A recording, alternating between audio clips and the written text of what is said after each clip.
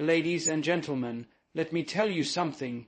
Every woman walking this earth has a storm she's survived, and a fire she still carries, and in a world that's loud, noisy, full of opinions, full of judgment, sometimes the most powerful thing you can do is go quiet, not because you're weak, not because you're hiding, but because you finally understand what's worth protecting.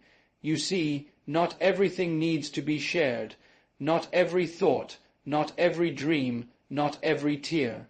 People will ask, people will watch, people will pull at you with questions, with fake concern, with sweet words that mean nothing. But you have to learn the art of silence, because peace is not loud. Peace doesn't perform.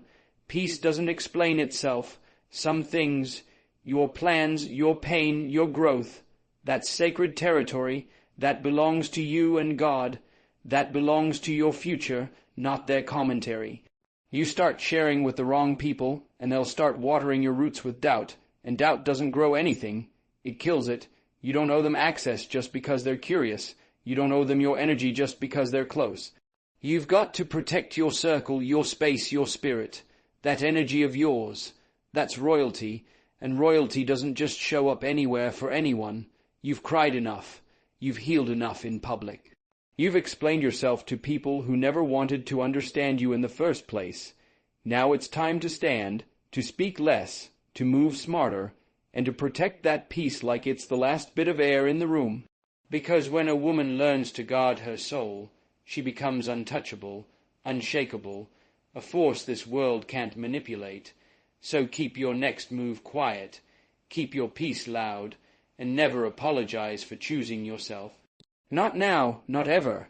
Your healing doesn't need validation. Keep it private. Healing is a deeply personal, non-linear journey that belongs to no one but you.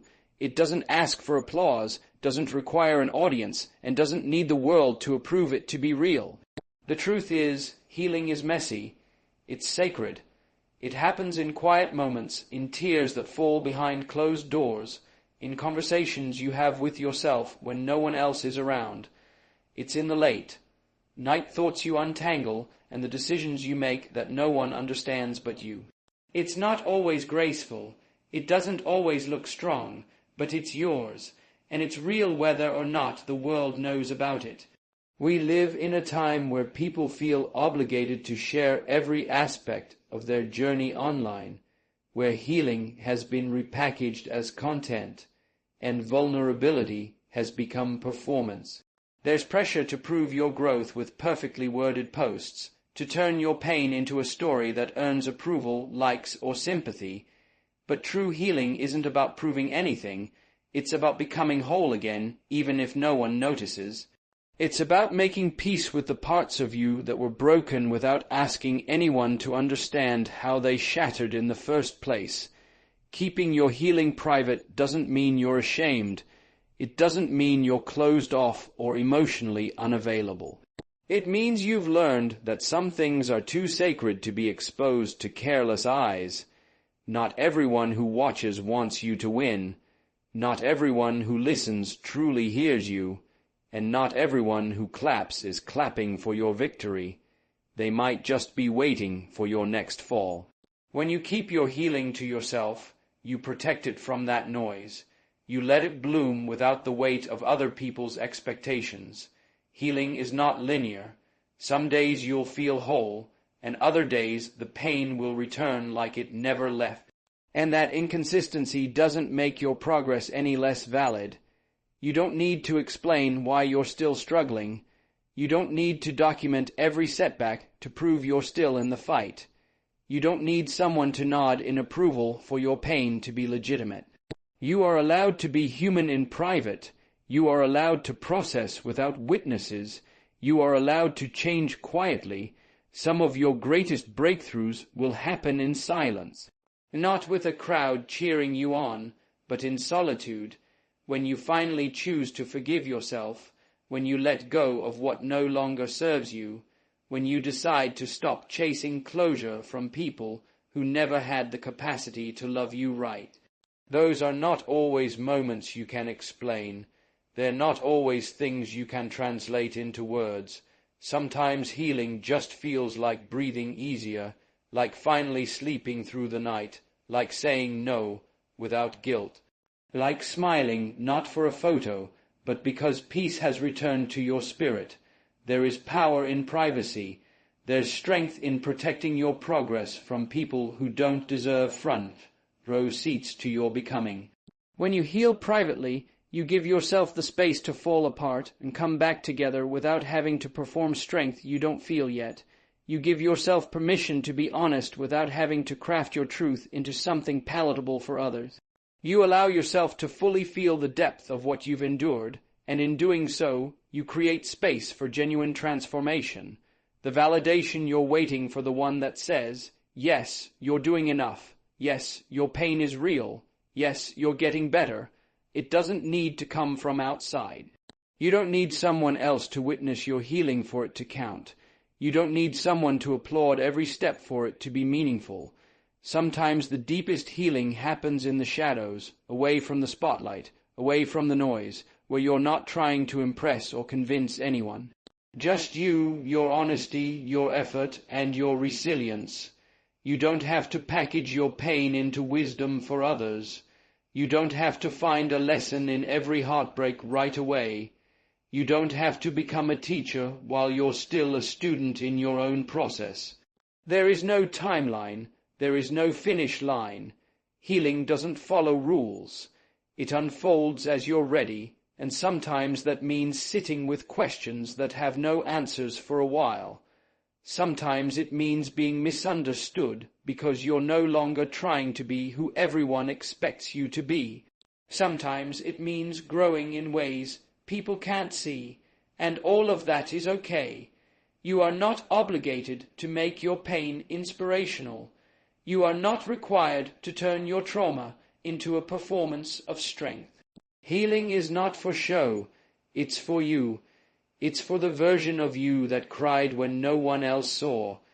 It's for the version of you that got back up after every breakdown. It's for the version of you that chose to stay soft in a world that tried to harden you. And that version of you doesn't need validation. That version of you needs care, gentleness, patience, and privacy. Sometimes the reason you feel drained after sharing your healing is because the space wasn't safe to begin with. You gave too much to people who didn't honor what you were going through. You opened your heart only to have it picked apart by those who only wanted a glimpse, not the whole picture. You tried to explain your process to those who were never meant to understand it. And now you're left feeling like you have to prove your peace over and over again. But healing doesn't work that way. You don't need to relive your wounds just to convince others that you've earned your growth. You don't need to keep bleeding to show you were hurt. You don't need to revisit old pain just to make it valid to someone else. You get to move forward without explanation. You get to evolve without applause. You get to build a new life without seeking permission. Some of the most powerful people are the ones who heal quietly. They don't announce every change. They don't broadcast every victory. They just move different. Their peace becomes louder than their pain ever was. They don't need the world to see what they're working on. They know that real transformation isn't always visible. It's in how they speak to themselves. It's in the boundaries they now honor. It's in the way they no longer chase things that break them. When you choose to keep your healing private, you begin to live for you, not for approval, not for validation, not for appearance. You reclaim your power from the narratives others tried to write for you. You stop waiting for others to get it. You stop waiting for closure that won't come. You stop performing peace and actually start experiencing it. You don't need to prove your healing to the world for it to matter. You just need to feel it, believe it, and protect it. Not everything needs to be shared. Some things are more powerful when they're yours alone. And your healing, your real, messy, sacred healing, deserves to be one of them. Your next move is your business. Build in silence. In a world that constantly demands updates, announcements, and visible progress, There's a rare kind of strength in keeping your plans to yourself. We live in a time where people broadcast every goal, every intention, every step before it's even solid, but real power moves don't need an audience. Growth, when it's genuine, doesn't always come with a caption. It comes in silence, it comes in solitude, it comes in the hidden hours when no one's watching but everything inside you is changing. There is something sacred about the unseen parts of your journey. When you work quietly, you strip away the pressure to perform. You're not building for applause. You're not creating for compliments. You're not moving to prove anything to anyone. You're doing it for you. And when that's the foundation, your moves become unshakable. The truth is, not everyone needs to know what you're working on. Not everyone deserves access to your process. People can't ruin what they don't know. They can't judge what they can't see, and sometimes the reason your vision feels heavy is because you're carrying the weight of everyone else's expectations instead of your own alignment. When you keep your next move private, you give yourself room to evolve without interference. Because the moment you speak it, opinions start flooding in advice you didn't ask for. Criticism from people who haven't built a thing, doubt disguised as concern. And if you're not grounded, those voices will start to shape your steps. You'll begin to second, guess, to question, to hesitate. But silence shields your focus. It protects your vision. It creates space for clarity to grow without the noise of the outside world. Building in silence is not about secrecy rooted in fear. It's about sacred space. It's about understanding that premature exposure can kill progress. A seed doesn't sprout when it's constantly dug up and examined. It needs darkness, stillness, and time. The same goes for your dreams. The same goes for your next move. They need space to take shape, to mature, to develop roots before they're strong enough to be seen. There is a quiet confidence in knowing what you're capable of without needing validation. You don't need to announce your every intention. You don't need to map your every step out loud. You simply need to move, strategically, consistently, and with discipline. Let your work speak when the time is right. Let your results announce your arrival. Let your progress be your proof. Too often, people share their vision too early because they're looking for permission. They're looking for someone to say, yes, go for it, because deep down they're unsure. But when you trust yourself, when you know that what you're building is right for you, you no longer need anyone's confirmation. You become your own source of momentum, and when that happens, there's nothing more powerful. Some people won't understand your silence. They'll take it personally. They'll call you distant, secretive, guarded. But that's not your burden to carry. Your silence is not rejection. It's protection. It's focus. It's honoring your own timeline.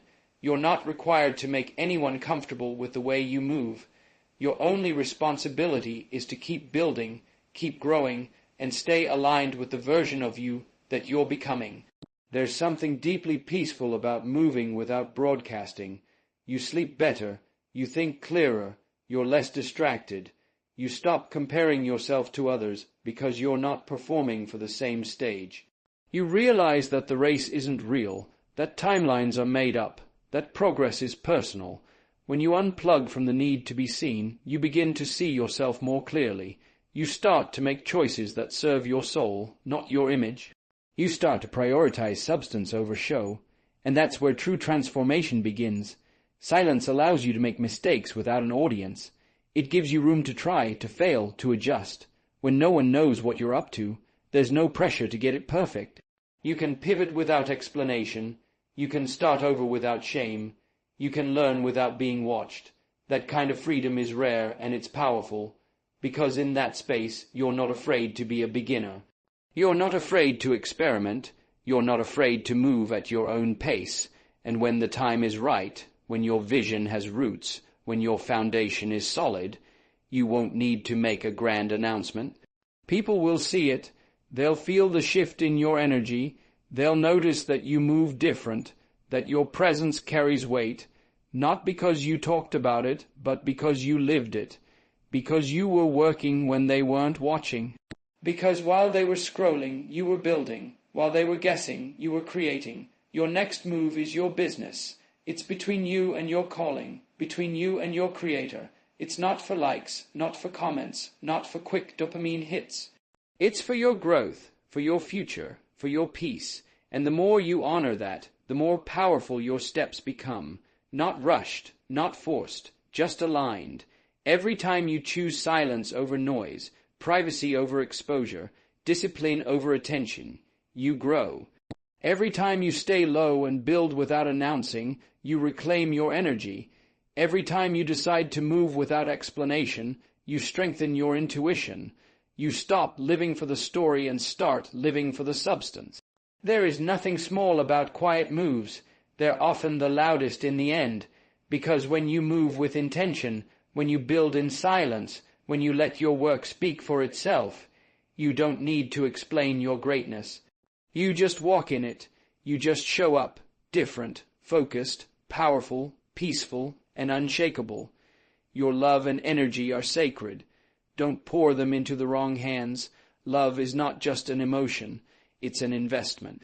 It's a gift, and when you give it freely to people who don't know how to hold it, who don't understand its weight, its value, or its depth, you begin to feel empty.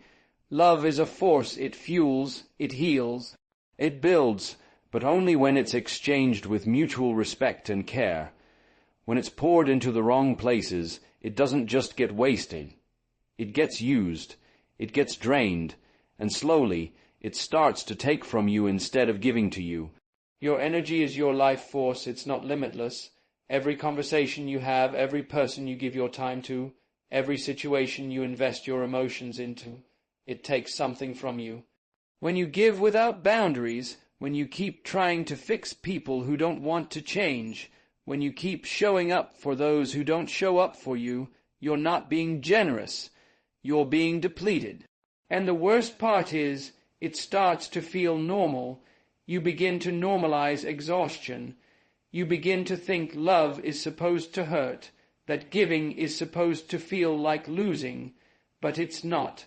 There's a difference between loving deeply and overextending yourself. There's a difference between being kind and being drained. Love should never require you to shrink. Your energy should never be the sacrifice someone else demands for their comfort.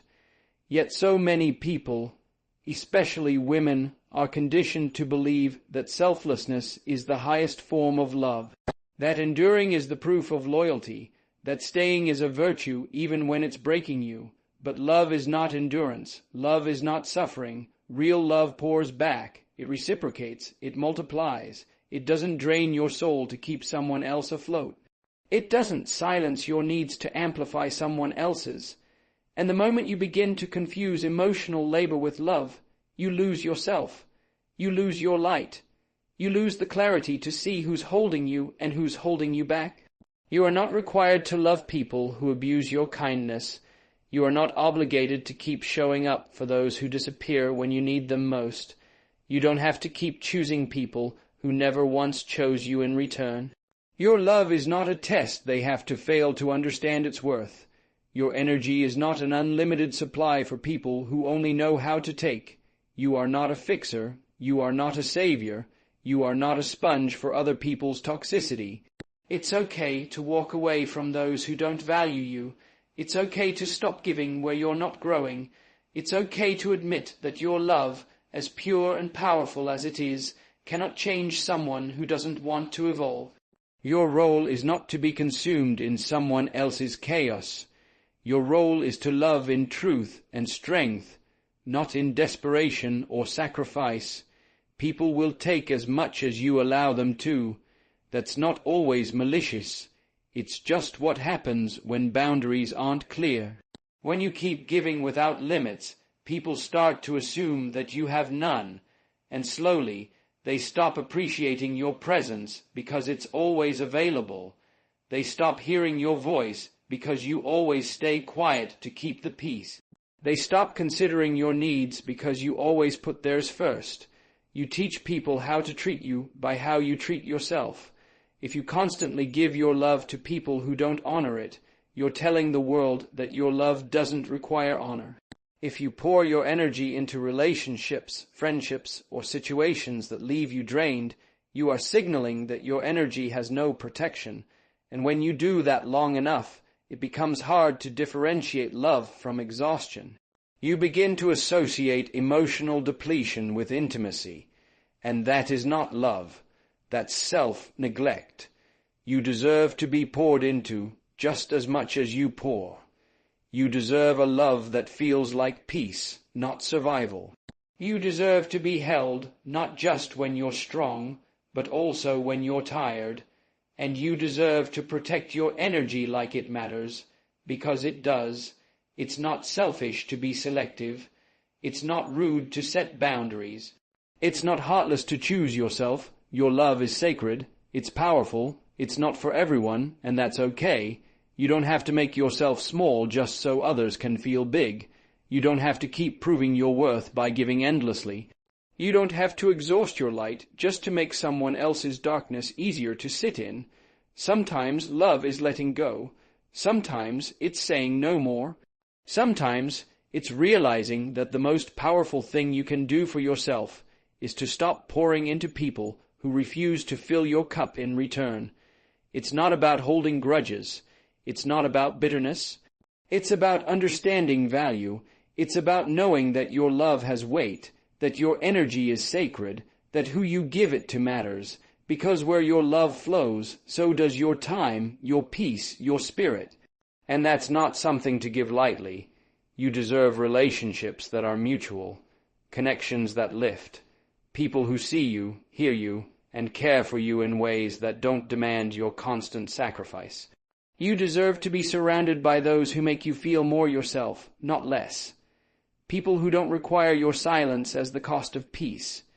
People who don't drain you to feel full. It starts with you, with how you love yourself, with how you honor your own energy, with how you speak to yourself after you've poured too much. It starts with the decision to no longer overgive, to no longer settle for almost, to no longer call emotional chaos passion. You can love with depth without losing your center. You can give with grace without forgetting your worth. You were not created to be everyone's healer, everyone's emotional dumping ground, everyone's source of light. Your light was meant to shine, not burn out. Your love was meant to grow, not be drained. And your energy, your sacred, powerful energy, was meant to flow where it's respected, where it's matched, where it's safe. Choose wisely, love intentionally, and never forget, your love and energy are sacred. Treat them like they are, because when you do, you begin to attract people who will too. Your peace is not negotiable. Protect it like your life depends on it, because in so many ways it does. Peace isn't just about silence or calm surroundings. It's about internal alignment, the ability to be grounded when the world tries to pull you in 100 directions. It's about choosing yourself even when that choice isn't popular. It's the state of being where your mind is quiet, your heart is steady, and your spirit feels safe. And the truth is, peace doesn't just happen. You have to fight for it. You have to choose it. You have to defend it, sometimes against people you love, sometimes against habits you've outgrown, and often against the version of you that accepted chaos as normal. Peace is the highest form of wealth. It's not found in possessions, status, or validation. It's in presence, when your thoughts stop racing and your soul stops fighting to be heard. It's in the ability to rest without guilt, to breathe without anxiety, and to exist without explaining yourself. And yet, in a world that glamorizes hustle, comparison, noise, and constant availability, peace becomes rare.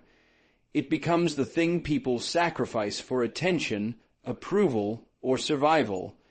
But the longer you live without peace, the more you realize how essential it truly is. Your peace is the foundation on which everything else stands. Without it, love feels unstable. Success feels overwhelming. Even joy becomes short-lived because your nervous system is still bracing for the next disruption. That's why protecting your peace is not a luxury. It's a necessity. It's not selfish. It's survival. When your peace is intact, you make better decisions. You see clearer. You respond instead of react. You move with intention, not desperation. You attract people and opportunities that match your inner calm. There will always be something trying to steal your peace-urgent demands, toxic relationships, unresolved trauma, societal pressure.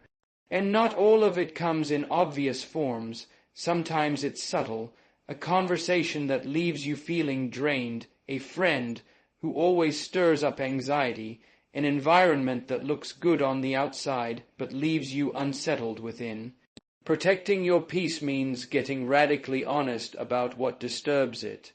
It means listening to the signals your body gives, the tight chest, the forced smile, the exhausted silence after certain interactions, and choosing not to ignore them anymore.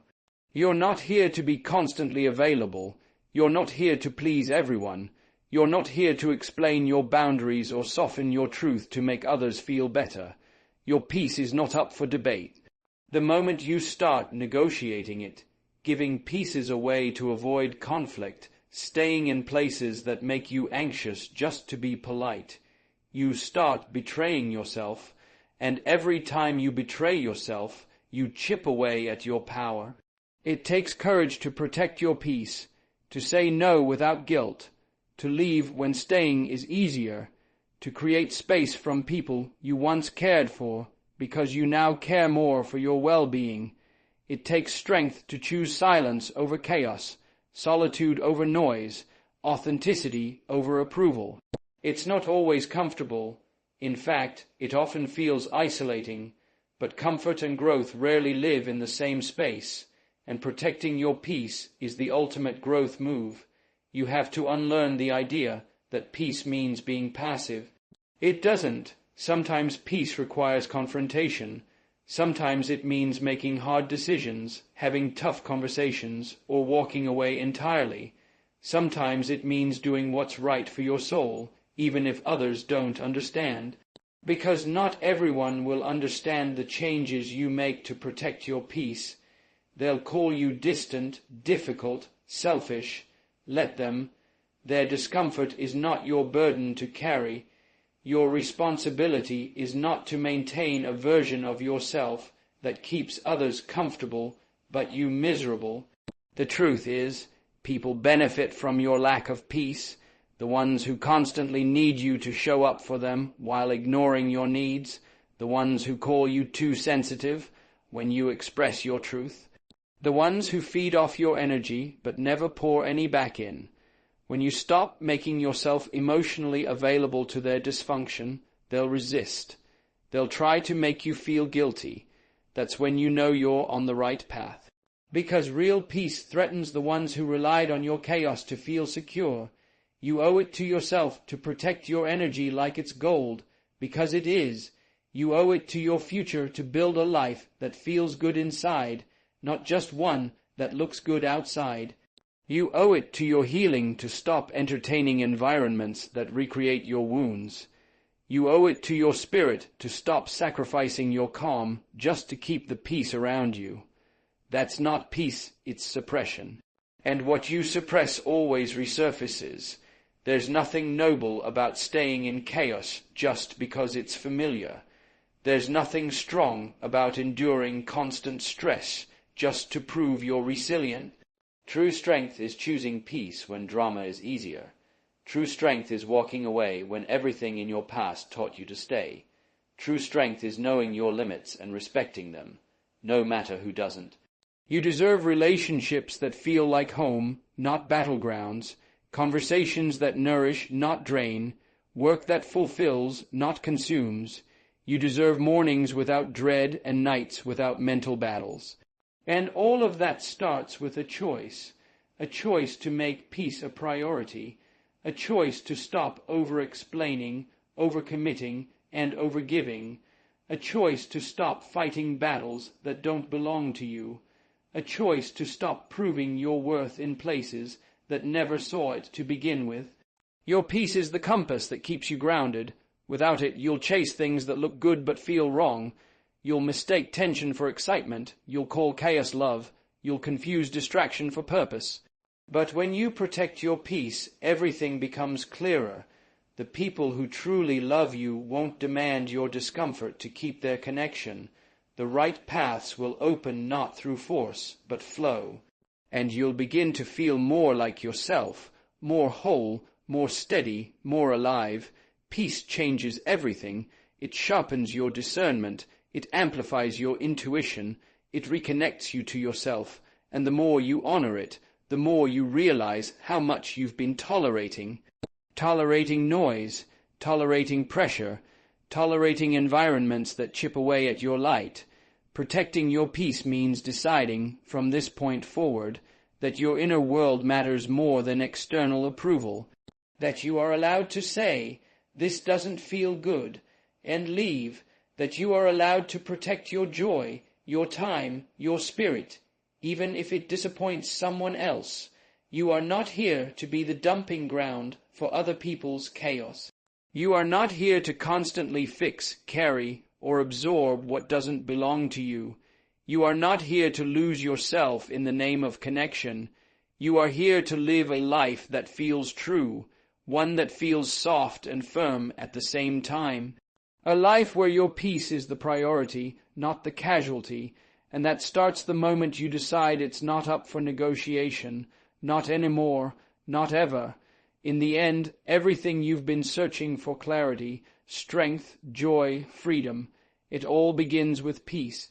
Not the kind handed to you by circumstances or people, but the kind you create and fiercely protect for yourself. Your peace is sacred. It's the foundation for your healing, your growth, and your purpose. When you stop explaining it, stop negotiating it, and start defending it like your life depends on it, you finally step into the power that's always been yours.